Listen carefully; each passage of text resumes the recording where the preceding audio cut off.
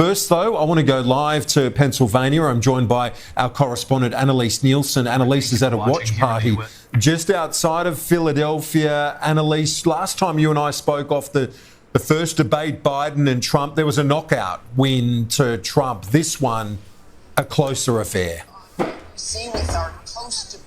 And look, I think Kamala Harris has certainly done enough to shore up her position going into this campaign. This may well be the only debate we've seen between the two of them, but this crowd, which did end up being mostly Democrats that we've spoken to, were very happy with her performance. We'll try and chat to someone now. Ma'am, do you mind if I ask you for Australian TV? What did you think?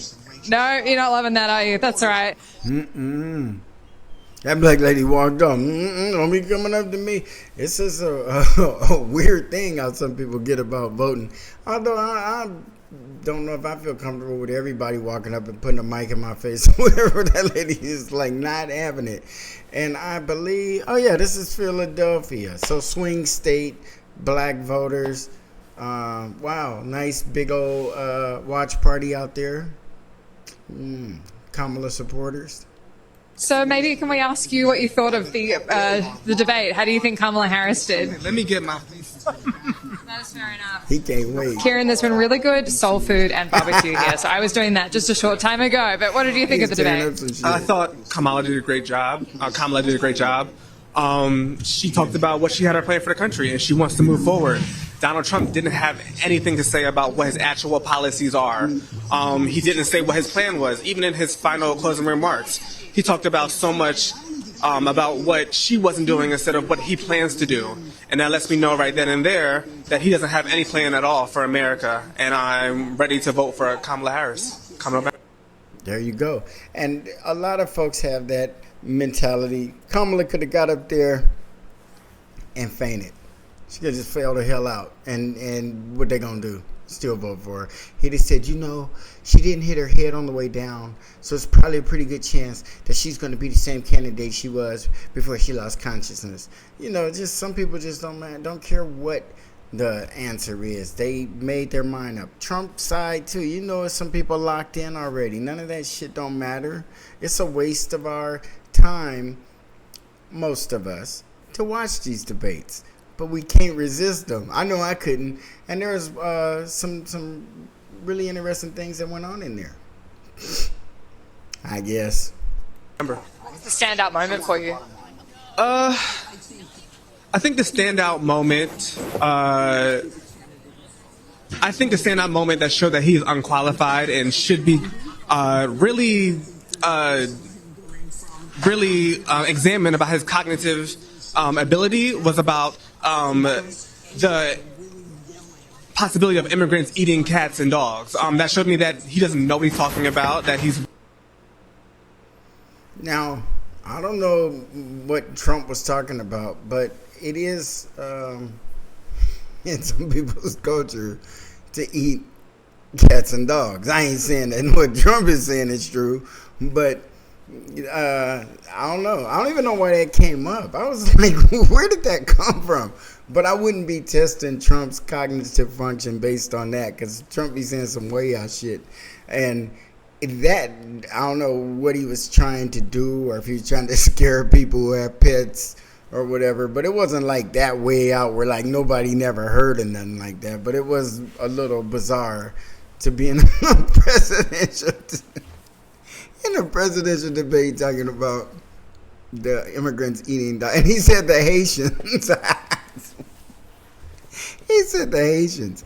I tell you, even among asylum seekers and immigrants, if you're real dark, it does not bode well for you. You know what I mean? You're going to get the worst tint. It's just terrible. Willing to just babble anything that could be a conspiracy online. And that, for me, is disqualifying. And that was a moment for me. I don't think you're going to be the only one talking about that from today. Thanks, sir. Appreciate it.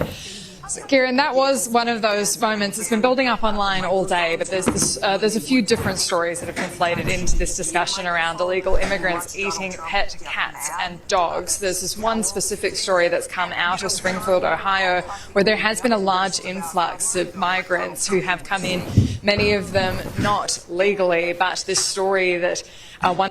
Yeah, Trump is slick because he knows you can You can talk about people until you're blue in the face. But once you want to pull at the heartstrings of Americans, implicate their pets. Talk about their pets. Put their pets in some kind of peril or danger.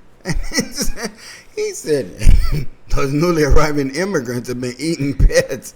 And people are like, oh no, this is unacceptable. He probably won like a significant amount of votes. I can't believe it. That was low. Okay. I was low, Trump. In a presidential debate. What's wrong with you? One of them was caught eating a pet cat, seems to have been picked up from an online forum and misconstrued from another video. So the police management have said that that's not true. There have been stories about Queens and New York that some immigrants have been cooking pets. But again, these stories haven't been verified by any reputable source. And so this... Had they been unverified? I'm just asking. I want to know both sides. Keep this thing fair and balanced. This is something that's been picked up online. Donald Trump was hinting at it with some Truth Social posts, and J.D. Vance, his running mate, was re-sharing some of those as well. So what we're seeing is this is probably going to be the standout moment. The crowd here was reacting quite strongly, I think would be fair to say, and it was very different to the Biden debate. That was just absolutely terminal, quite obviously, from the end of it. This time around, it didn't seem like anyone had pulled ahead, but certainly Kamala Harris asserted herself as someone that the Democrats here felt that they could strongly support. Annalise Nielsen, thank you. We'll chat to you in about 10 minutes as well. Yeah, it's come down to this, folks. And it's very obviously come to a real bad part in this campaign when debates go like that. I mean, Donald Trump up there lying, Kamala up there lying. Things that should be talked about aren't. People worrying about how they look and how they feel warm toward them because they look like them or whatever the hell Kamala got going with the black race. And Donald Trump don't give a damn about the black race. He has a significant base that's going to get him across the line if everything stay about the way there is. She didn't get up there and say nothing where his folks are really feeling nervous, and neither did he. No one is saying, oh my God, he kind of messed her up with that one, or it was kind of, I guess, not too exciting or kind of anticlimactic because we all kind of had our mind made up going in, and I don't think that either one of them got up there and made me change my mind. I still don't like Kamala, and I still don't like Trump, and neither one of them did enough in that debate to win my vote over. And I'm gonna tell you why. Glad you asked. The reason that Black Popcorn has an issue with Donald Trump and Kamala Harris, and I must expand the list to include the mediators of that debate. Why was not black people or reparations mentioned one time? And I ran down to the kitchen to grab a bag of potato chips when they got on that part about race. Now we're going to go on race. I was like, hell yeah, this is about to get good right here. What in the world was that all about? Kamala's race. Well, Donald Trump said you just, and then, and it just was some bullshit. I don't even care if she black or not black, or I don't care about her policies on race, not her opinion on what race she is or what she chooses to be from one day to the next or from 1 year to the next, or if she's never changed anything. I don't care. It seems to really offend black people to feel that some of us say she didn't always come off as a black person like that, and she still don't, and she never will. Her husband ain't black. For her to not be black and to really have that in you, it wouldn't be uncommon to see her marry a black guy or be attracted to black men, or whatever, or maybe she is, I don't know. But none of that has anything to do with her being the way she is toward her constituency, the black leg of it. She does not represent us, y'all. She ain't trying. She ain't even trying to represent us. She ain't even up there lying to represent us. We are so beyond what I would consider significant in a candidate's mind that she don't even acknowledge us, even to lie to us. We getting down to the race part. They asked a few questions and we on to something else. They didn't belabor that shit. They moved right on. And I was like, wow, No talk of reparations. No talk of just equity. It might not even be on the level that I want to hear, but to address race. There is not a time in a presidential election when race can't. If the Democrats have black people sold up so good in their party that they don't even have to mention their causes, their concerns, their grievances any longer. They just lump them all together and say, anybody making less than this amount, this is what we're going to do for you. Anybody making between this amount, get in this line. And anybody making between this amount, we're going to tax the shit out of you. That's what they're saying. While they're taking money from those people they're threatening to tax the shit out of. Ain't going to happen. Ain't going to happen. Ain't none of us millionaires like that. So we don't notice when the taxes go up or down. You can threaten in an election, and if I was giving you a lot of money for your campaign, as long as you don't carry none of that shit out, you can campaign however you feel necessary. It's now what you do when you get in there, that's going to be a problem. And us as the voters, we got it backwards. They lie to us, and then we vote for them, and then they never get back to us. Never. And then when they do, it's some shit that they wanted to do anyway, and they try to say, look what I did. Motherfucker, I don't remember asking you for that. I don't remember asking for that. What I asked you for, you didn't give me. Brag about that. That's our issue, folks. We tribal. What's tribalism? It's folks who hate Kamala. It's folks who love Kamala. Ain't much you're going to be able to do about them people on either side. Trump's in that same boat. Got the strong, staunch Trump supporters who love him. And there's a significant amount of folks who hate him. Ain't nothing you can do about him. Now, who's going to come down with the majority? I believe it's going to be Trump. Well, he got a lot of things going for him that are just like default settings that will never change. He white. He a man. He got that real confident, arrogant way of being. Some people who don't even like him personally will vote for him just because they feel safe knowing that the country is in the hands of a white person who they believe they can identify and relate to better than they can Kamala. Some people feel that way. Me personally, I think I could relate and identify with the one who had reparations on their plate, who really meant to do something for us and not a bunch of talk and hyperbole and all that bullshit. Just say it. You know, as a presidential candidate, and I would hate to know that we live in a country where she can try to help a particular group in the country so that they can live lives similar to what the other citizens in the country are living.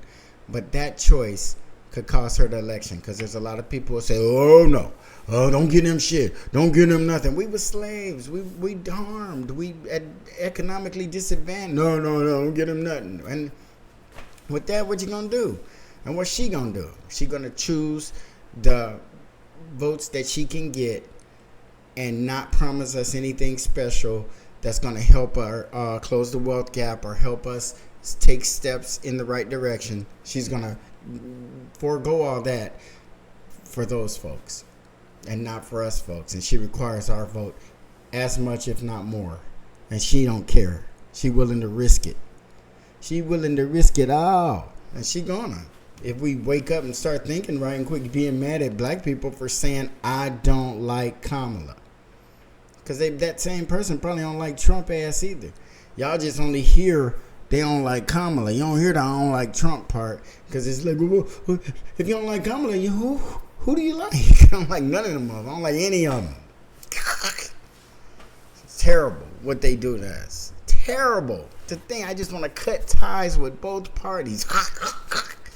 Cut ties completely with the Democrats and the Republicans and give us another way. As a black group of people, can't we make our own party? The Mexicans outnumber us a lot bigger in population than they do in the voting block. I think they only got us by 1 million or 2 million registered voters, which we right there. But they're in the decades ahead, it don't look good for us. So we need to be as smart as we can be politically, and we need to unite and quit being so emotional over somebody who doesn't care for us. Now let's all say that. We got to quit being emotional for someone who really doesn't care for us. That's Kamala. Trump, we don't get emotional for that motherfucker anyway, so I ain't got to tell y'all that. But for her, don't get too caught up. Don't get your feelings hurt. Strengthen your mind and your political savvy and knowledge, and question some of the stuff. You can be a supporter of hers who questions things. There's nothing wrong with that. And you can be one of the hardest questions of hers, and in the end, be satisfied enough to vote. But you don't want to be one of those who don't ask no questions and just be going along, and then when you get in the White House, you pop your head up and be talking about, what? She ain't giving us no reparations? She didn't say she's going to give us no reparations. And that's the point. Don't assume it, because it ain't no like wink, wink, when I get in there, I got y'all. She ain't even said that, because she won't. Anyway, I got to get going. I'm just mad and frustrated. That was the worst presidential debate all anticipated. Everybody all excited. And I made tacos. But that's all right. I mean, you know, we got a little ways to go. And to me, it's very unorthodox the way this election is going. We can accept it or not accept it or roll with it or not. But it's very weird the way things have gone up to this point. And to me, Kamala is asking a lot. For a person who is just jumping in the race at this late stage, and she got a lot of explaining to do. Nobody at that debate asked her, you know, you were in presidential briefings with Biden, talking to him every day. You're the last person in the room. You ain't notice that motherfucker was crazy? You didn't notice? See, that's the kind of shit the next day you jump out the race and you just, oh, Joe, oh, we're going to miss you. You take care. Don't do that shit. Where they do that at?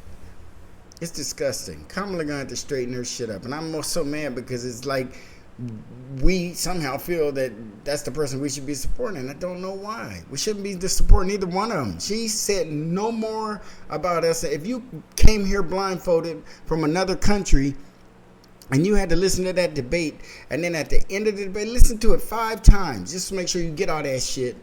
And then at the end of the 5th debate, as a blindfolded person in this country, you got to tell us which one of those 2 candidates do you think was more for black people. You couldn't tell. Then neither one of them mentioned anything for black people, good or bad or indifferent. They just didn't say shit. And that's silence speaks volumes. It speaks volumes. If I see you guys on the next Black Popcorn, please like, share, comment, and subscribe, and we'll see you on the next one.